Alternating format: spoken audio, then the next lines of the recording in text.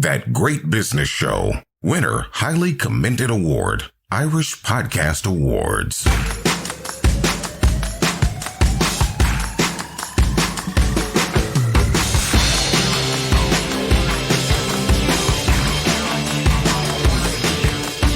Welcome to episode 174 of That Great Business Show, home of great business tips, insights and opportunities on every episode, delivered in our commute-friendly package. And it's all thanks to Facto Shaving Oil, the world's best shaving oil. Not a beard oil, it's a shaving oil. A couple of drops onto a wet face and you are sorted. Made in Ireland, sold worldwide. It's your ideal travelling companion. Facto Shave.com. Facto, the revolutionary shaving oil, changing the face of shaving. For the smoothest shave of your life, just add water. No more lathering up or cleaning up afterward. Just add a few drops of water and you're ready to go. Facto's blend of all natural oils hydrates and protects your skin. No more razor burns or irritation. A spa treatment for your face. Perfect for all skin types and lasts so much longer than traditional foams or gels. Facto, a shaving revolution. Just add water. Available from selected pharmacies and from Facto Shave.com. Coming up, a man who wants to bring back apprenticeships and who also wants employers to give more credit to previous experience. And continuing our Beachhead USA mini-series, the ultimate crib sheet for those expanding into the US market, we introduce you to the World Affairs Council of Connecticut. It's a non-profit, nonpartisan organization that promotes greater awareness and dialogue on important global issues, including business, and it's badly needed, methinks. We don't have one in Ireland, but you'll learn all about it, and somebody might think of doing something similar here. Now, we get so many offers of great guests for the podcast that sometimes it takes a little time for us to get those great people onto the show.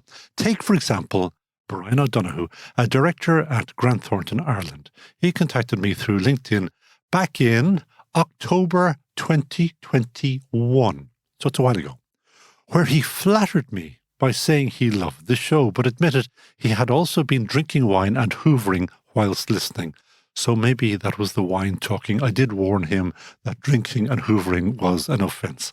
Brian is big on financial crime, governance and risk, but also has some strong views on apprenticeships, a subject dear to Team GBS's heart. He also has news of a government scheme that pays to upgrade your knowledge of fintech and others.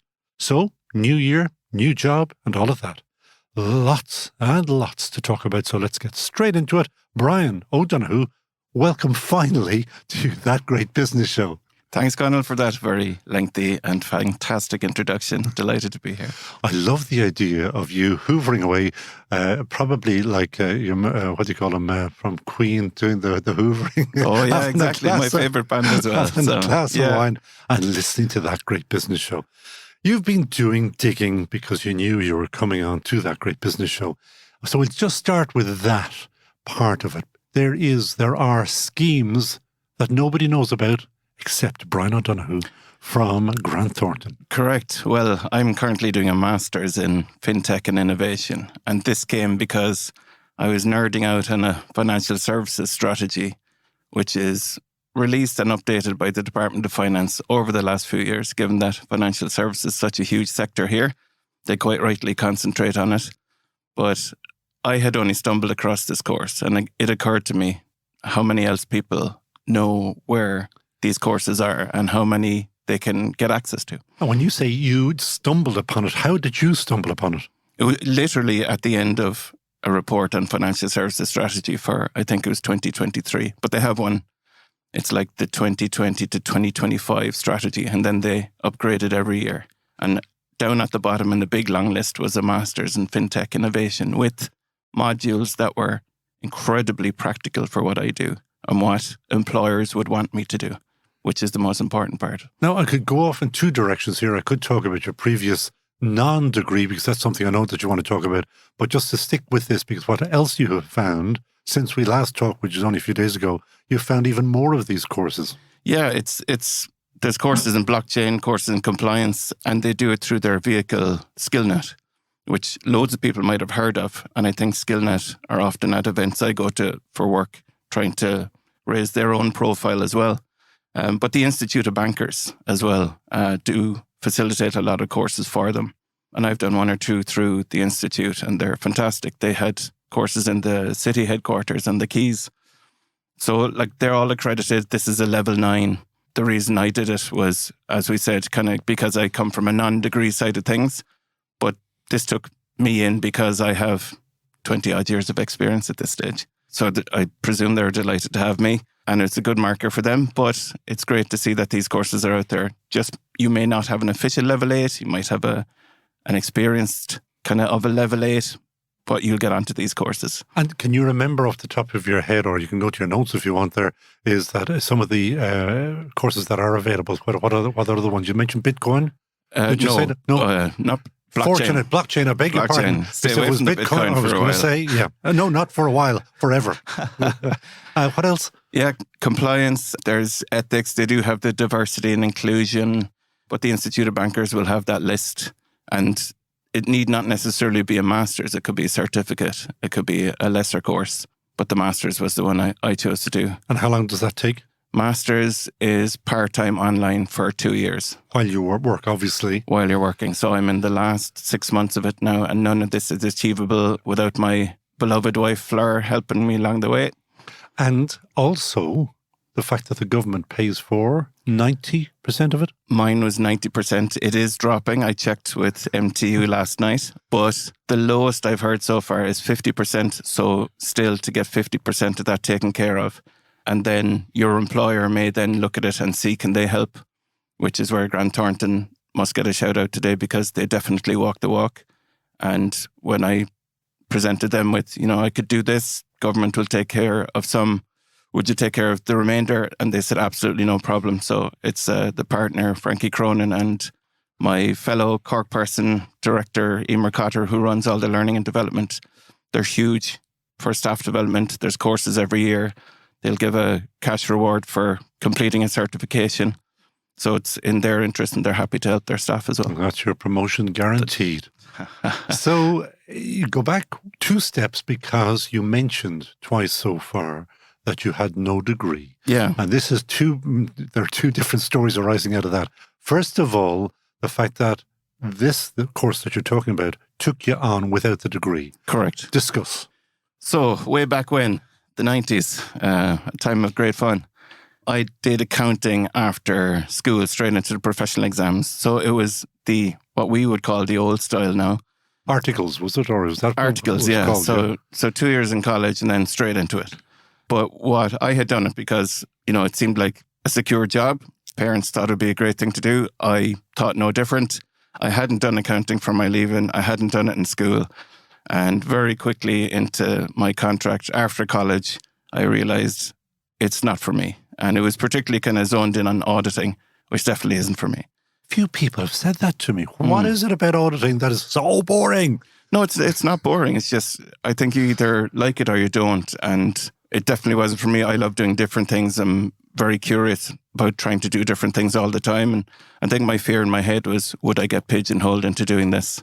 So what I had done is I got through the professional 1 and 2, as they were known then, struggled through the professional 3 and completely hit a psychological wall for the finals.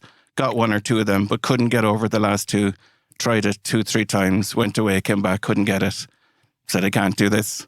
Just not for me. So moved on to something else. But what I found then at the time, which made little difference now because I've 20 odd years of working, is that because I hadn't finished them out, I didn't get the equivalent recognition in reverse. So if someone had come in, completed a degree, they would get up to, I think it was Prof 3 that time.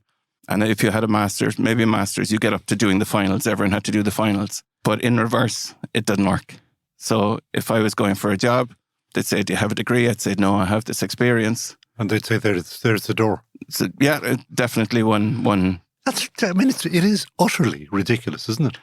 It is. And when you're kind of saying to someone, look, I have 4 years, back then it would have been 3-4 years of experience of a big 4 firm. And the answer is no, but you don't have a degree. You're kind of going, do you want someone with the degree or the experience? But that's the way it was. And that's why I'm kind of here, and I'm an advocate for the recognition of prior learning that gets skills on the job. And we were speaking earlier, Stephen Kinsella and UL have almost resurrected this, and FOSS did it. I can remember FOSS when I was growing up. FOSS were the apprenticeships. Now that was all the people who were brilliant with their hands. It didn't necessarily extend to, maybe accounting or stuff like that, but maybe it should.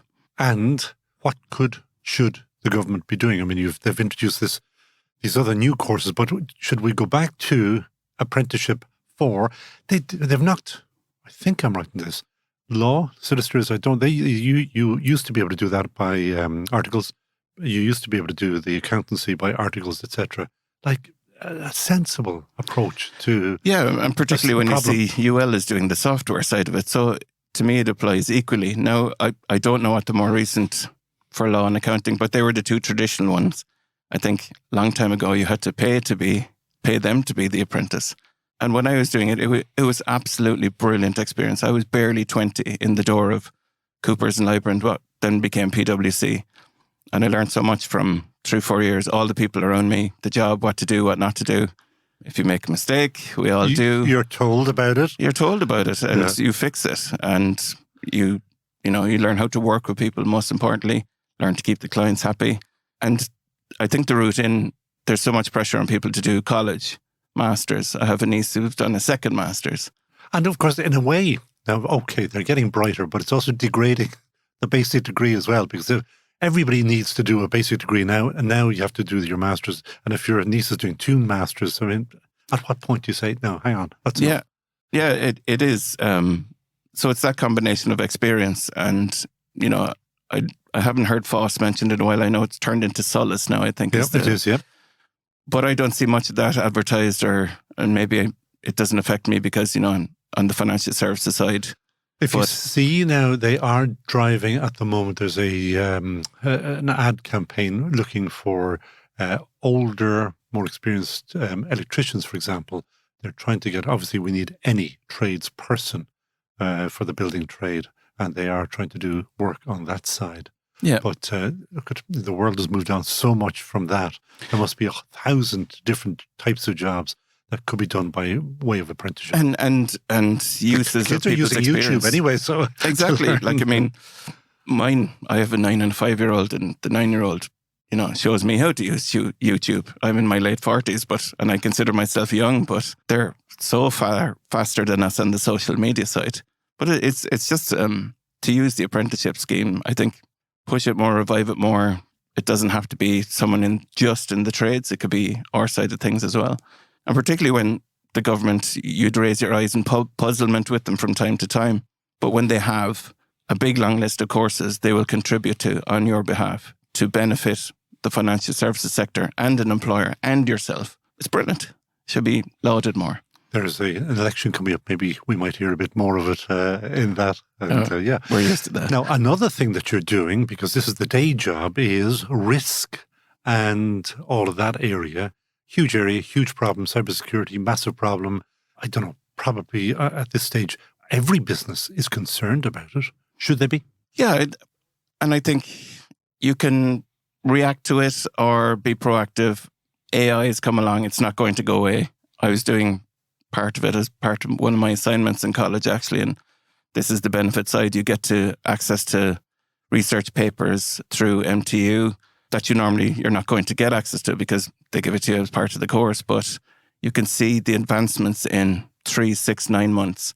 I mean, practical example is we've all heard of it, and then when I was going to do my assignment, I find myself asking ChatGPT a question in a very specific way, whereas you ask it to assume the role of a financial services person. So we've subliminally learned over the last 3 months how to ask ChatGPT a question, which tells you something. Everyone's adapting straight away. Because we're being told that the question or the query is the most important thing, isn't it? Yes, apparently the way you ask it. And the first iteration, I think, it was fed information up to 2021, and now it's plugged into the internet. It has all the information. So the cybersecurity around that and companies reacting to their staff to say, we don't mind you using it in a particular way if it gives benefit or value to an answer, but implications for people using it for clients, you'd want to be very careful, and the cybersecurity around it. And you'd see all the news of lawyers in the US. I think there's a great example of getting quoting case law in court and the judge wondering where this came from, and it's from ChatGPT. We had a lovely chit chat on our other podcast, the Fifth Court, about that, which was there were claims being made that some of the judgments in Ireland were being done by or based on AI, and there was wholesome refutation by the judges. We had judges in saying, not on my watch. So not at the moment. What to expect? What should anybody in business, particularly SMEs, because they're the ones we're concerned about, what should they be looking out for in the next 3, 6, 9 months? Well, I think it's to read everything you can, and maybe there's people in your company that can be the experts, that you can ask them to train other people in it.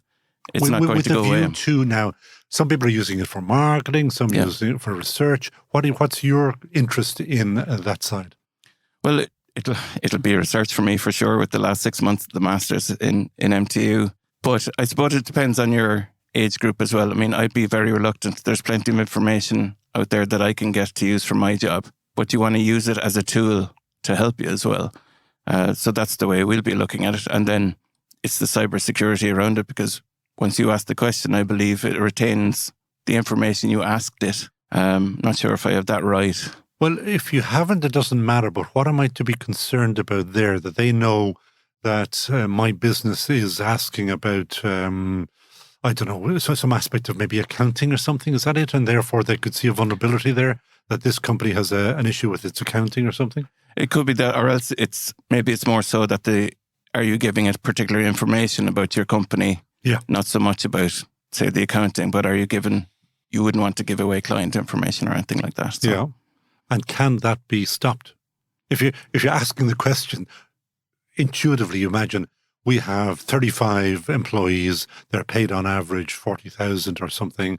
That all has to be fed in, and you're saying that's sitting somewhere eventually. It could be. I could be completely wrong now. I'm not the expert in this side of things.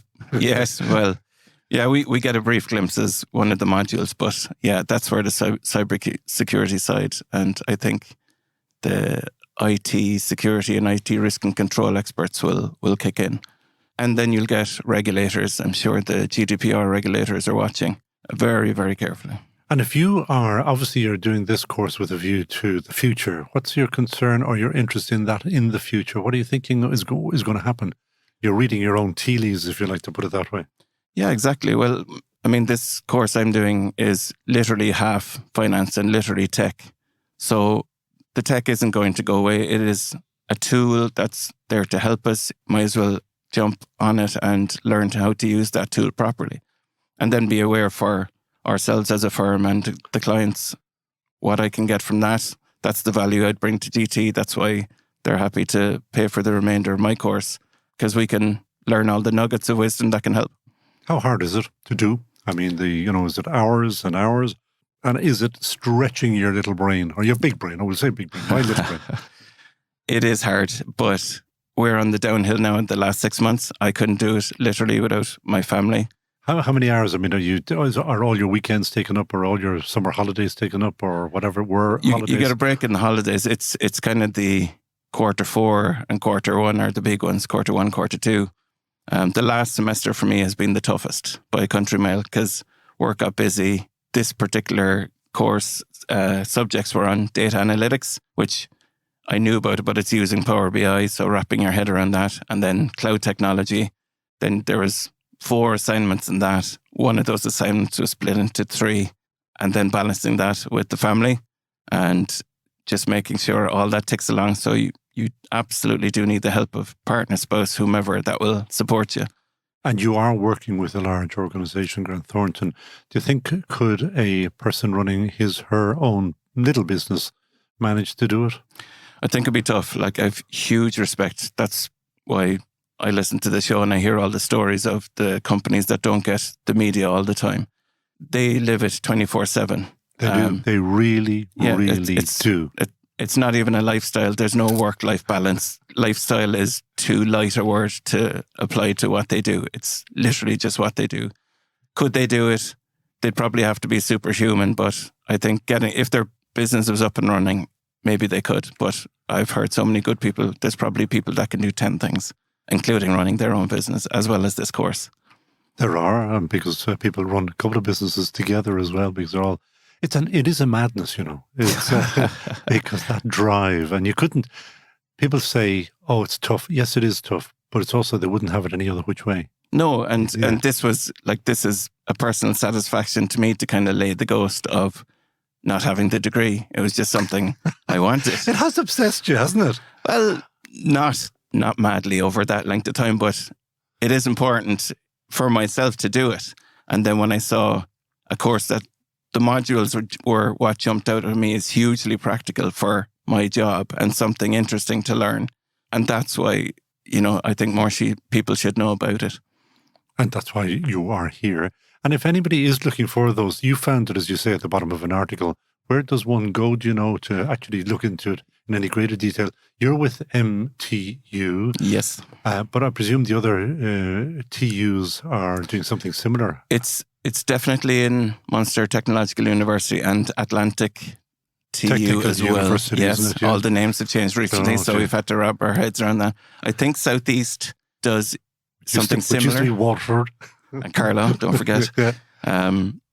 I think they do something similar. I'm not sure if it's the exact same, but all the information is, I'll send you the link. It's all in the back of a financial services strategy report from the Department of Finance. And when Brian says he's going to send you a link, he will send me a link because, as I said, October 2021, and you also have sent me links to various other businesses that I will be following up with. But I had to get you in, first of all, October 2021. Well, that's good. And it's a long time. It is a long time. And I have to throw myself on the ground. Apologies to have it so long to get there. You know that we have a final question, because I did remind you again. Yes. Is who would Brian O'Donoghue hire in a heartbeat? Well, I'll give you two names. You may give me many. One is Bobby Healy of Mana. I'm just absolutely fascinated by, you know, the vision. And you'd hear Pat Phelan as well, another Cork man, mention it of something for schools, you know, is the training there to think outside of Ireland and think with that huge vision. And Mana for me is when Bobby is driving along, what made him go, you know, let's do drones globally. Yeah. I've interviewed him, not on the show yet, but I've done a couple of MC jobs with him, and he is incredible. It's just a big, it's just big fascinating brain to watch. And there's a plug there as well for an old terminal going unused in Cork Airport, Bobby, that you can have a launch site from. Well, that's good, because I see that he's actively, he has launched Blanchardstown effectively, and the entire of the US now has gone drone mad, and not just individuals, but I'm talking about businesses. Amazon, I think, is going to do an awful lot of its delivery by drone. So it's, I won't even say it's the future, it's now. And I think the IAA here, if I have them right, the aviation regulator has set out, and I probably worked with Bobby to set out the regulations around it. So that's a proactive regulator, which is fantastic. I also had a lady, before you go to your second choice, I had a lady on, Julie Garland. She was on with us probably a year ago, if you anybody wants to listen back, and she predicted that for the Ryder Cup, is it in Adair in 2027? She says we will have vertical takeoff and landing for the players at that stage. And that is now not the future. That's just a fact of life. So that's smart. I love that kind of stuff. Anyway, so Bobby Healy, you're hired anyway. That's if he hasn't got a lot of more things on his plate. And you have a second choice. Yeah, there's lots of great people I worked with in PwC, and if I give one name, I'll have to give all of them. But a separate chap that I worked with in Matchbook, the sportsbook betting exchange, Cian Nugent is his name.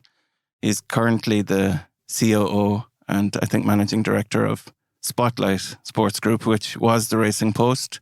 Cian was COO and very effective, and I think I would be a brilliant them. I CEO. didn't know there was any connection, and I did see them, and I was somebody that I was, in fact, if you'd like to come along and be on the show, because it is an area of huge interest of mine, obviously anything to do with media. Yeah, so I'd love to have... he went from the sports betting side and the exchange to do that, and I think after a year or two he had gotten some other promotion. Cian did an Ironman for the crack. So that would tell you the drive and the man. But I kind of really admired the way he was the CEO in Matchbook. So I think he'd be a great CEO. And if you have an interest and if you have a knowledge about businesses, not specifically Matchbook, one day the regulator is going to make it very difficult for that industry. And by regulator, a world regulator. Well, yeah, the Irish gambling regulator has to come along first. I think it's halfway through the Dáil, marching with interest. The plan is there. They have a framework. I was at a meeting with the Department of Justice, I think Farmley House, is it? Yeah. A couple of years ago, where they had operators and people in, and they had gone around the world kind of looking at the regulators and taking the best that they liked out of that.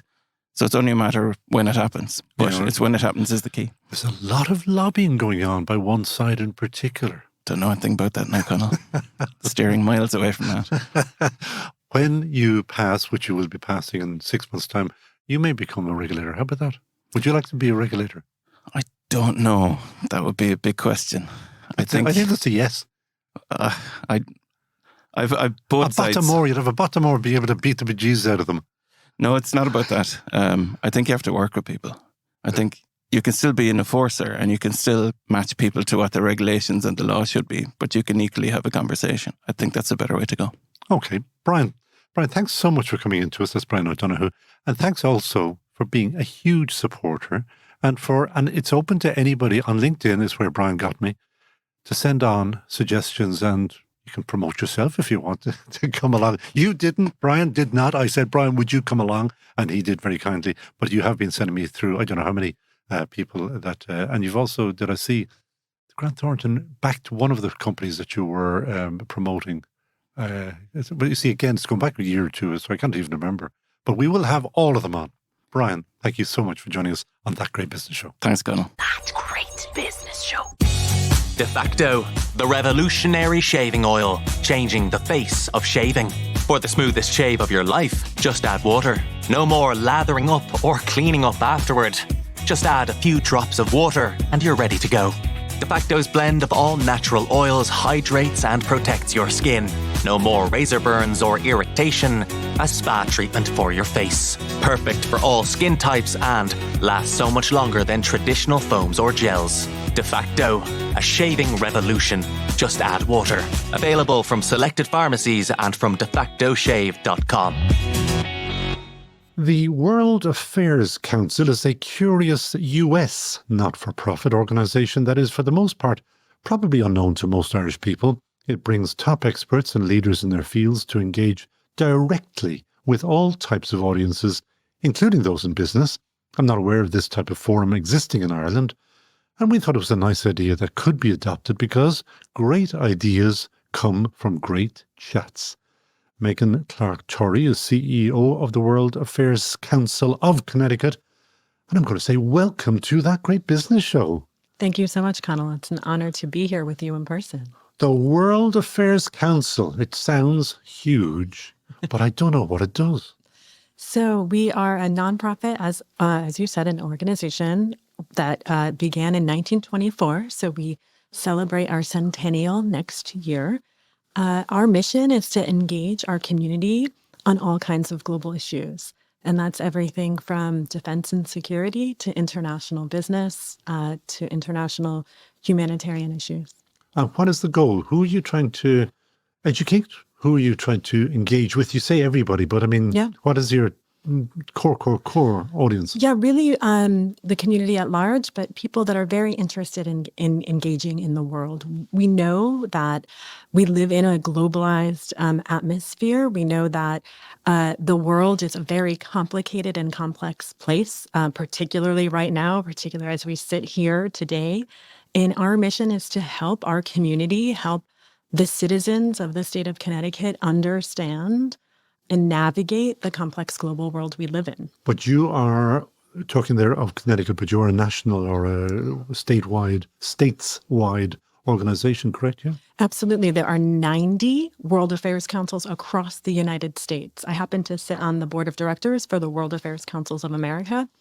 And so we work very hard to leverage our content as a nationwide organization. In fact, tomorrow night we have an event where we'll be working with councils all across the country, from California to Texas to New Mexico. And as you know, because you do know about That Great Business Show, we are a business podcast. What do you do for businesses and how does it affect business? Absolutely. That is one of our core focuses in engaging with Connecticut businesses, because Connecticut is inherently a very global place.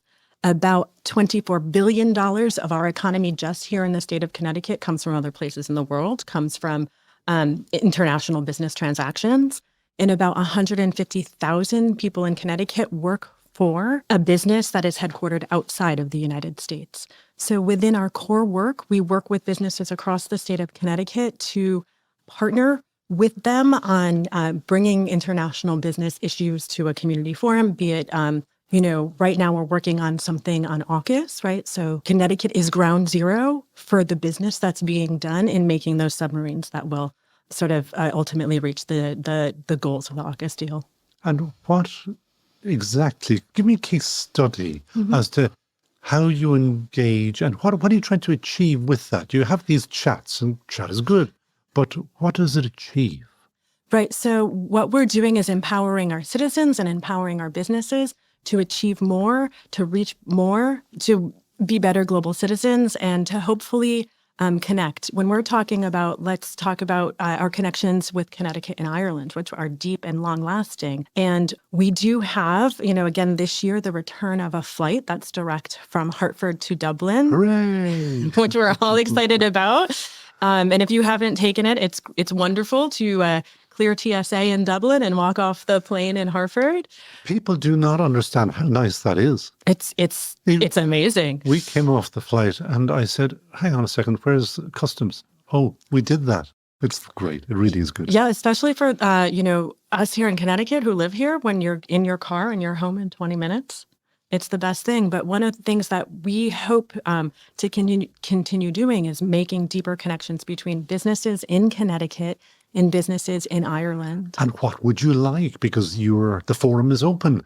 The floor is yours. I would love to see some, more joint ventures, more business partnerships that are occurring on both sides of the ocean. More case studies, please. Tell me, how would that work and who would it benefit? Right. So we know that Connecticut is very big in, medical device technology, as you are as well in Ireland, right? Because the Connecticut companies are over in Ireland. Right. So that's a perfect example of how we're working together, how we continue to work together, how we can maximize and leverage our relationships. And how much more, which other ways could we, maybe That Great Business Show, help you in doing that? One thing as a World Affairs Council that we really believe in is sort of citizen diplomacy. And I think that that extends to the business community and sort of citizen business diplomacy. And that really is fundamentally, the more we know about each other, the more we interact with each other, the more opportunities we create. Trade is good. Absolutely. So why is there since the word world is in there, why is there not a World Trade Council in Ireland? So I'll ask you, why isn't there a world? But how does one go about it, or who owns it? It's a not for profit. Absolutely. What you need is a very interested group of people who want to maybe create a group that it wants to engage in the world. But typically, who does it? Who's the scout leader? So it's really interesting. Even though my organization turns 100, and I haven't been there all 100 years, sometimes I feel like I have. So I know it was created by, in 1924, at a time post-World War I, that the world was turning and looking, the U.S. in particular was looking inward. And there was a really engaged group of people that said, you know what, that's not the future. The future is learning and engaging in the world. And so we had... And we're all in favor of this, but tell me, if there is somebody listening, people listening, there would be many, who might say, do you know what, I wouldn't mind doing that in Ireland. And who do you apply to? So I would say, if anyone is interested, contact me. I'd love to put you in connection with our national network, with anyone, with myself, who can help sort of direct and guide. I'm not necessarily familiar with the nonprofit laws in Ireland, but I imagine they might be similar to how they work here, in how you might want to create a group that is focused on engaging across cultures and across nations. And funding is always an issue. Do you fund across the world? If people listening are saying, Okay, good idea, nice idea. But do I have to put my hand into my own pocket? So our funding structure is sort of varied, right? So we have membership, we have grants, and then we have the local community, both businesses and individuals that support what we do. And it works. It's worked so far for 100 years. Over those 100 years, what are the wins? What wins can you point to and say, this would not have happened without the council? Well, it's so interesting as we look back on our history and sort of the high level people that we've brought in, everyone from former presidents to secretaries of state to secretaries of defense.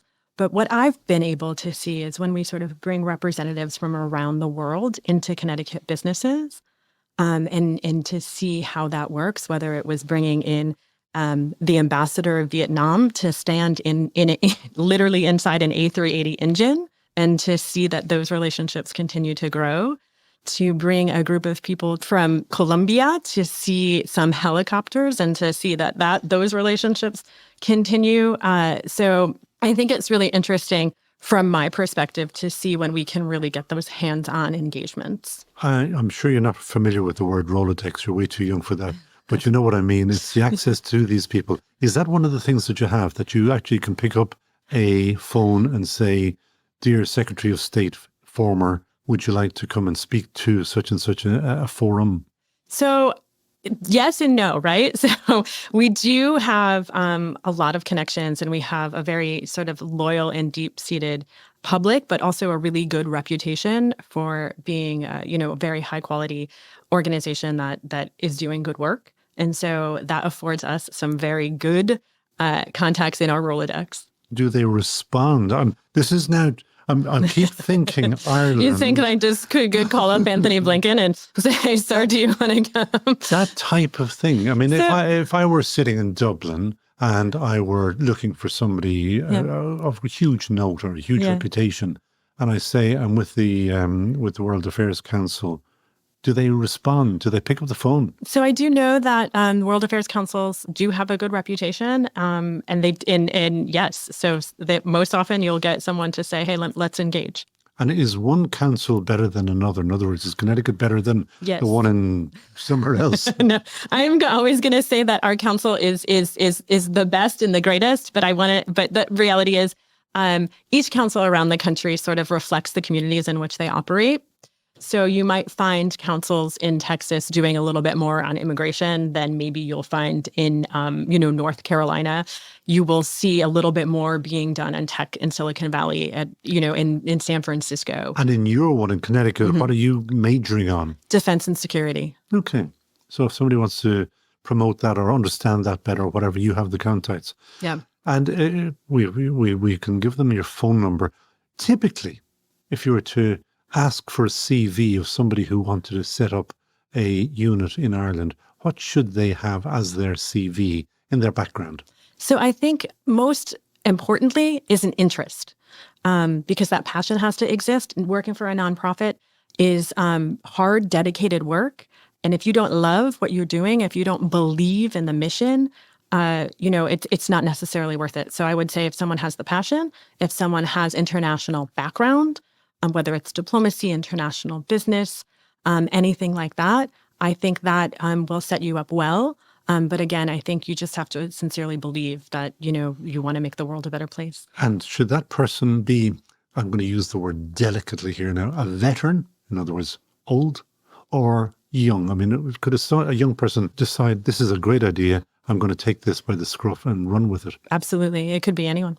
Okay, well, that's interesting. Hopefully we'll get some response to that and we'll send them on to you. There is a final question, and I hope you got the email about this that we ask all of her. She's got terror in her eyes. I don't think you have. The hire in a heartbeat. Did you receive an email about a hire in a heartbeat? I'm going to ask you, who would you hire in a heartbeat if you had anybody at all to choose from? I read your CV and I saw, did I see Henry Kissinger as one of your big interests in life? Yeah. Okay.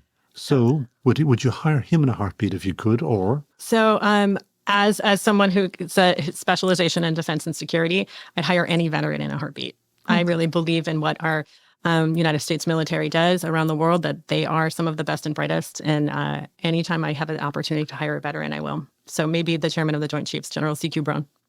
Okay, that's a good answer. Megan Clark Torrey of the World Affairs Council in Connecticut. Not the World Affairs Council, it's just the Connecticut one. Thank you so much for joining us on That Great Business Show. Thank you so much, Conall.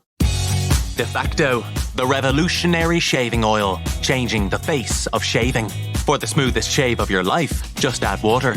No more lathering up or cleaning up afterward. Just add a few drops of water and you're ready to go. De Facto's blend of all natural oils hydrates and protects your skin. No more razor burns or irritation. A spa treatment for your face. Perfect for all skin types and lasts so much longer than traditional foams or gels. De Facto, a shaving revolution. Just add water. Available from selected pharmacies and from Facto Shave.com. It's all go, let Cursey know on That Great Business Show.com. That Great Business Show. And that's it for episode 174 of That Great Business Show. Great business insights and inspiration. All thanks to our lovely sponsor, De Facto Shaving Oil, the world's best shaving oil. And I know I've tried the others, but De Facto is the only one I continue to use. Remember to sign up for email updates and we'll send you your own personal copy of the podcast at thatgreatbusinessshow.com. Do share, do like, and do give us 5-star reviews. It really does help.